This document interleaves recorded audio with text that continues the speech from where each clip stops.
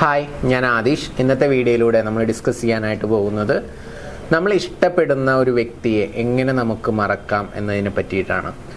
പലരും ഈ ഒരു വീഡിയോ ചോദിക്കാറുണ്ട്. ഈ ഒരു ടോപ്പിക്ക് എന്തുകൊണ്ടാണെന്ന് വെച്ചാൽ ചിലപ്പോൾ അവർ ഇഷ്ടപ്പെടുന്ന വ്യക്തിയുടെ വിവാഹം കഴിയുമ്പോൾ, അതല്ലെങ്കിൽ എന്തെങ്കിലും ബ്രേക്കപ്പ് ആകുന്ന സമയത്ത് ഇത് തീരെ വർക്കൗട്ട് ആവില്ല എന്നുള്ള രീതിയിൽ ബ്രേക്കപ്പ് ആകുമ്പോൾ മൂവ് ഓൺ ചെയ്യേണ്ടി വരും അല്ലേ. അപ്പോൾ ആ വ്യക്തിയെ മറക്കുക എങ്ങനെയാണ് എന്നുള്ളത് ചോദിക്കാറുണ്ട്.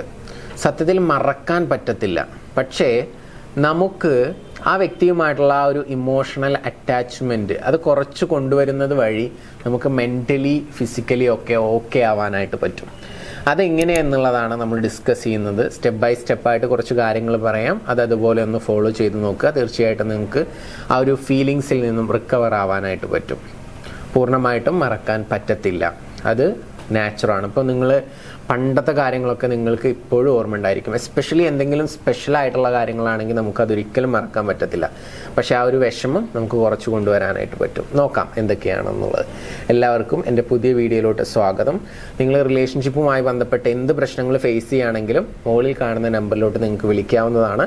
നിങ്ങളുടെ പ്രശ്നങ്ങൾ ഷെയർ ചെയ്യാം. തീർച്ചയായിട്ടും ഞങ്ങളുടെ സപ്പോർട്ട് നിങ്ങൾക്കുണ്ടായിരിക്കുന്നതാണ്. ഓക്കെ, നമുക്ക് ടോപ്പിക്കിലോട്ട് വരാം. ഒന്നാമതായിട്ട് നിങ്ങൾ ചെയ്യേണ്ടത് എല്ലാ രീതിയിലുള്ള കോണ്ടാക്റ്റ് കട്ട് ചെയ്യുക എന്നുള്ളതാണ്. ഇപ്പോൾ ഉദാഹരണമായിട്ട് പറയുകയാണെങ്കിൽ നിങ്ങൾ ഒന്നിച്ച് വർക്ക് ചെയ്യുന്ന ആളുകളാണെന്നുണ്ടെങ്കിൽ അവിടുന്ന് റിസൈൻ ചെയ്യുക, വേറെ ജോബ് നോക്കുക. അതുപോലെ തന്നെ ഒന്നിച്ചൊരു സ്കൂളിൽ പഠിക്കുന്ന ആളുകളാണെന്നുണ്ടെങ്കിൽ സ്കൂൾ ചേഞ്ച് ആവുക. കോളേജ് ആണെങ്കിൽ കോളേജ് ചേഞ്ച് ചെയ്യുക. പിന്നെ അതുപോലെ തന്നെ കോമൺ ഫ്രണ്ട്സുകളൊക്കെ ഉണ്ടെങ്കിൽ അത്തരം ഫ്രണ്ട്സുമായിട്ട് കുറച്ച് കാലത്തേക്ക് കോണ്ടാക്റ്റ് വെക്കാതിരിക്കുക. ഇങ്ങനെയുള്ള കാര്യങ്ങളാണ് ആദ്യം ശ്രദ്ധിക്കേണ്ടത്.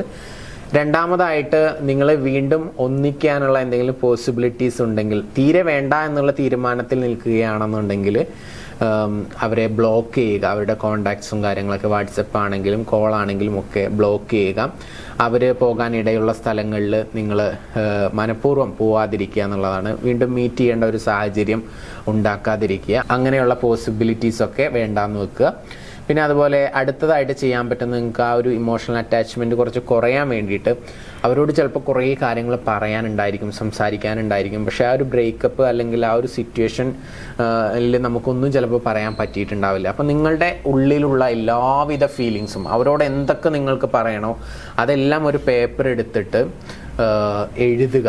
ഞാൻ നിന്നെ അത്രയും ആത്മാർത്ഥമായിട്ടാണ് സ്നേഹിച്ചത്, ഇനി നമുക്കിത് മുന്നോട്ട് പോകാൻ കഴിയില്ലെന്നാണ് എനിക്ക് തോന്നുന്നത്, നമുക്കിവിടെ വെച്ച് പിരിയാം. ഇങ്ങനെയുള്ള എന്ത് സെൻറ്റൻസുകളാണെങ്കിലും, നിങ്ങളുടെ വിഷമങ്ങളാണെങ്കിലും പരാതികളാണെങ്കിലും നിങ്ങൾക്ക് ആ ഒരു റിലേഷൻഷിപ്പിൽ കിട്ടിയിട്ടുള്ള ഹാപ്പിനെസ് ആണെങ്കിലും ഒക്കെ വ്യക്തമായിട്ട് എഴുതുക. ആ വ്യക്തിക്ക് ഒരു കത്ത് എഴുതുന്നത് പോലെ തന്നെ എഴുതുക ഒരു പേപ്പറിൽ.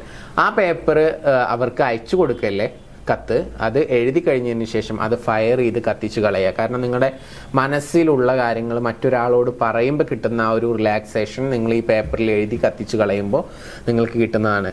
ഇത് കേൾക്കുന്ന സമയത്ത് തമാശയായിട്ടൊക്കെ നിങ്ങൾക്ക് തോന്നിയെന്ന് വരാം, പക്ഷെ നിങ്ങളൊന്ന് ചെയ്ത് നോക്കൂ. നിങ്ങൾക്ക് കിട്ടുന്ന റിസൾട്ട് എക്സ്ട്രീം ആയിരിക്കും. നിങ്ങൾക്ക് പെട്ടെന്ന് അതിൽ നിന്ന് റിക്കവർ ആവാനായിട്ട് സാധിക്കും.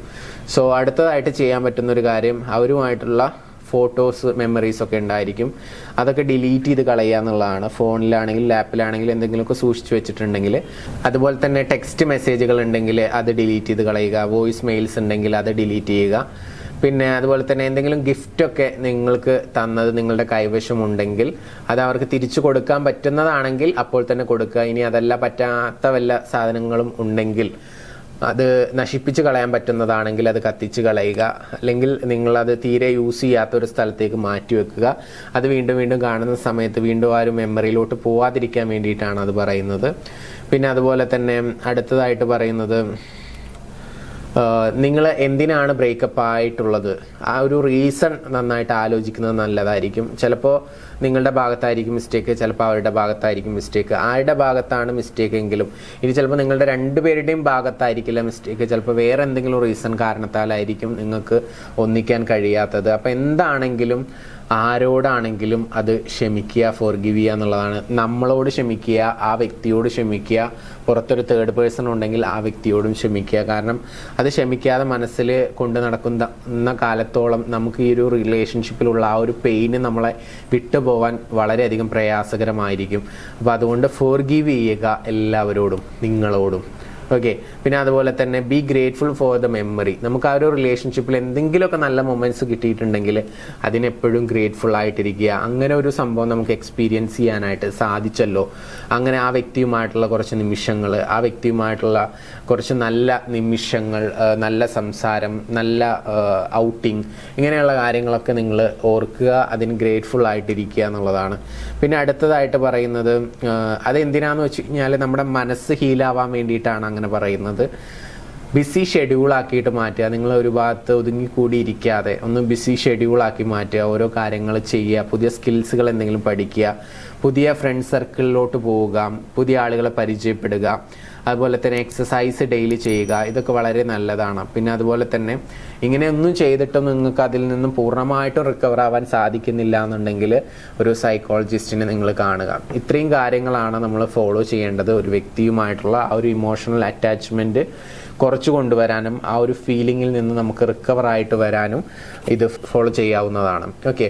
അപ്പോൾ നിങ്ങളുടെ റിലേഷൻഷിപ്പിൽ എന്ത് ഇഷ്യൂസ് ഉണ്ടെങ്കിലും വിളിക്കാൻ മറക്കണ്ട. മുകളിൽ കാണുന്ന നമ്പറിലോട്ട് നിങ്ങൾക്ക് വിളിക്കാവുന്നതാണ്. നിങ്ങളുടെ സുഹൃത്തുക്കൾക്ക് ആർക്കെങ്കിലും ഈ വീഡിയോ ഉപകാരപ്രദമാകുമെന്ന് തോന്നുന്നുണ്ടെങ്കിൽ നിങ്ങൾക്ക് അങ്ങോട്ട് ഷെയർ ചെയ്ത് കൊടുക്കാവുന്നതാണ്. അവർ കാണട്ടെ, അവർ പെട്ടെന്ന് തന്നെ ഹീലാവട്ടെ. എല്ലാവർക്കും ഹാപ്പി ആയിട്ട് മുന്നോട്ട് പോകാൻ സാധിക്കട്ടെ എന്ന് ആശംസിച്ചുകൊണ്ട് പ്രാർത്ഥിച്ചുകൊണ്ട് ഇന്നത്തെ വീഡിയോ ഞാനിവിടെ അവസാനിപ്പിക്കുകയാണ്. പുതിയ വീഡിയോ ആയിട്ട് നമുക്ക് വീണ്ടും കാണാം. Thank you. നമസ്തേ.